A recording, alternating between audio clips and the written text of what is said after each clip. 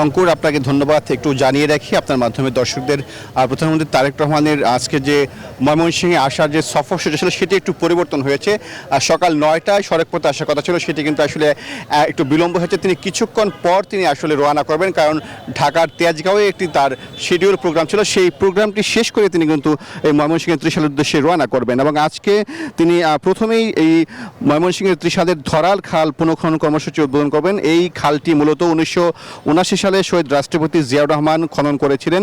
তারপরে কিন্তু কালের বিবর্তনে এই খালটি আসলে ক্রমান্বয়ে কিন্তু এখন একটি সরু খালে রূপান্তর হয়েছে। এই খালটি কিন্তু একসময় প্রশস্ত ছিল। এখানে এলাকাবাসী বলছেন যে এই খাল দিয়ে কিন্তু একসময় ট্রলার চলতো, নৌকা চলতো, কিন্তু এখন কিন্তু এই খালটি প্রায় মৃত।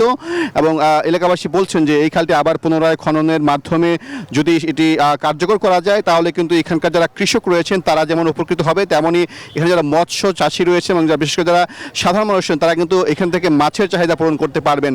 এবং এলাকার যে জীব বৈচিত্র্য রয়েছে, পরিবেশ রয়েছে, সেটিরও কিন্তু ভারসাম্য রক্ষা হবে এই খালটি পুনরায় খননের পর। এবং আজকে এই খাল খনন কর্মসূচি শেষে প্রধানমন্ত্রী তারেক রহমান তিনি এই পাশেই কিন্তু যে মঞ্চটি দেখতে পাচ্ছি, এই মঞ্চে তিনি বক্তব্য রাখবেন এলাকারবাসীর উদ্দেশ্যে। এবং এখানে অনুষ্ঠান শেষে তিনি সরাসরি নজরুল একাডেমিতে যাবেন ত্রিশালের। সেখানে গিয়ে কিছুক্ষণ বিশ্রাম শেষে বিকাল 3টায় তিনি নজরুল একাডেমি প্রাঙ্গণে যে জাতীয় কবি কাজী নজরুল ইসলামের 127তম জন্মবর্ষ উপলক্ষে 3 দিনের অনুষ্ঠান রয়েছে সেটি তিনি উদ্বোধন করবেন। এবং সেই অনুষ্ঠানে তিনি সাংস্কৃতিক অনুষ্ঠান উপভোগ করবেন এবং সেখানে তিনি সাধারণ মানুষের উদ্দেশ্যে বক্তব্য রাখবেন।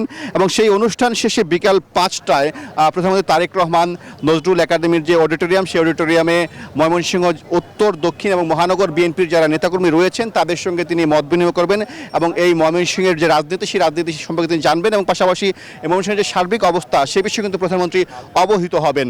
সব মিলে যেটি বলা ছিল, প্রধানমন্ত্রী তারেক রহমানের আজকের এই ময়মনসিংহের যে ত্রিশালের সফর, সেই সফর ঘিরে ইতিমধ্যেই কিন্তু আইনশৃঙ্খলা বাহিনীর সদস্যরা তারা যেমন নিশ্চিত নিরাপত্তা ব্যবস্থা জোরদার করেছে, তেমনই সাধারণ যারা নেতাকর্মী রয়েছেন তারাও কিন্তু আসলে অপেক্ষায় আছেন কখন আসবেন প্রধানমন্ত্রী তারেক রহমান। এই ছিল আমার কাছে ত্রিশাল থেকে সর্বশেষ। ফিরে যাচ্ছি স্টুডিওতে। সাইফুল, আপনাকে ধন্যবাদ।